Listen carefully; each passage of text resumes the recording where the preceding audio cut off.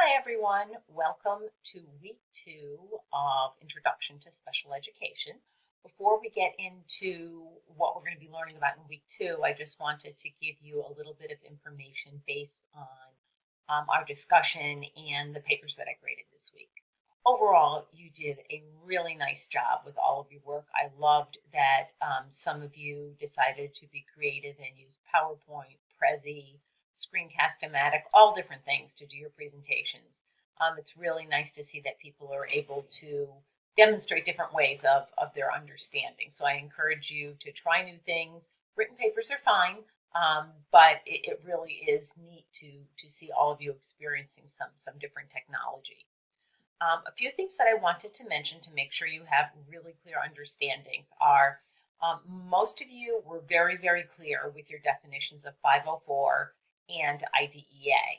But just to reiterate, remember that the big ideas for both of these are 504 plans are have to do with civil rights, and to qualify for a 504 plan, you need to be a person that is known or determined to have a disability that impacts a major life function and need either accommodations, which is sort of the how you do things, or modifications, which changes the what in order to access your education. I like to think of that sort of as, and I wrote in many of my comments, as leveling the playing field, making sure that you have that a person has access that has a disability. Whereas IDEA is the special education law, and that requires, one, a student be identified in one of the 13 federal disability categories, and that they require specialized instruction. And remember that IDEA isn't just about academics, nor is 504, that social and emotional development can be included as well. So try to think a little bit more broadly about disabilities and how they could impact a student in schools, both academically and socially and emotionally. And I wanted to point out, some of you were able to provide information on this, others of you may not have found it in your research, but there is a 14th special disability category, and it's called developmental delay. And that is specifically geared to 3 to 9-year-olds. That's in the federal legislation. But every state has their own definition of developmental delay, and as long as it fits in that parameters that the feds gave you, for instance, in Connecticut, a student is allowed to be determined eligible under developmental delay up to the end of age 5. And then before a child turns 6, according to state legislation, state statute, a child has to be identified in one of the other 13 categories. And that varies from state to state. So just wanted to make sure you're clear on that. I also wanted to point out to you that within IDEA, there actually are services from birth through age 21. And the reason I say birth is there is a part of the IDEA called Part C. Part C is for infants and toddlers, so birth up to age 3, and that's early intervention. Part B is ages 3 to 21.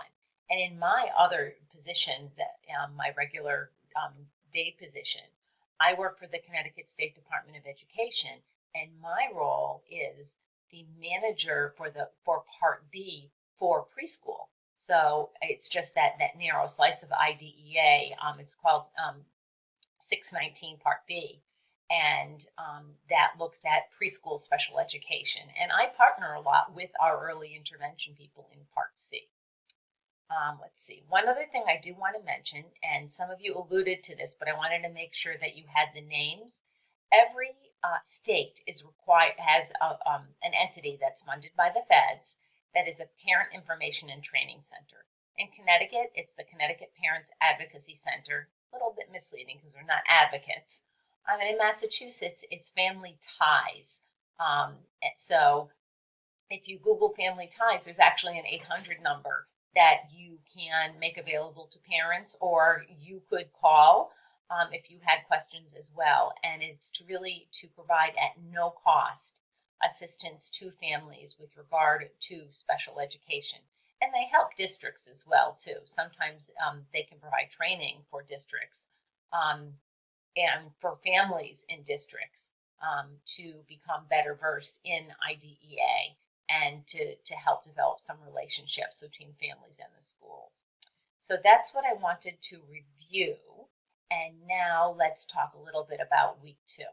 So in week 2, we're going to be learning about different kinds of disabilities. In particular, we're going to be learning about ADHD. We're going to be learning about speech and language impairment. And we're going to be learning about effective inclusion strategies and accommodations this week. You're going to be reading several chapters in your book. I think there are 4 chapters this week. And then watching some videos. There are some videos about ADHD, what it feels like, looking at language disorders in the classroom, and engaging families. And that's something you're going to find a thread carried on throughout this course, is that we're really looking on how to develop reciprocal, two-way relationships with the families of the children that we serve. And families are an integral part of special education. And I did notice that many of you pointed this out in your assignments this week. So you're going to be discussing families and children with special needs. So that's our discussion for this week. And I want to just remind you that make sure that in your initial response to the prompt that you include the research that you've done, including in text citations and the references at the bottom. And then our assignment this week is going to be, what does a disability and ADHD feel like? So you're going to get to be virtually sort of trying on these disabilities and seeing what that is like for you. And I had forgotten to mention, for the discussion, you're going to be watching a brief video, and you may have heard of this this writing. I believe it's I don't remember if I have the attribution or if it's just one of those things that's been around there for so long we don't know exactly who wrote it, but it's called Welcome to Holland. It's been around for a very long time, and every time I read it or watch this video, I find myself very, very touched by it. And it helps keep me grounded as a special educator to remember how families might feel with regard to their child's disability. As always, if you need to get a hold of me, please call me during office hours or send me an email, and we'll set up a time to talk. Ask questions in the general mailbox if it's something you think somebody else might have a question about with regard to an assignment.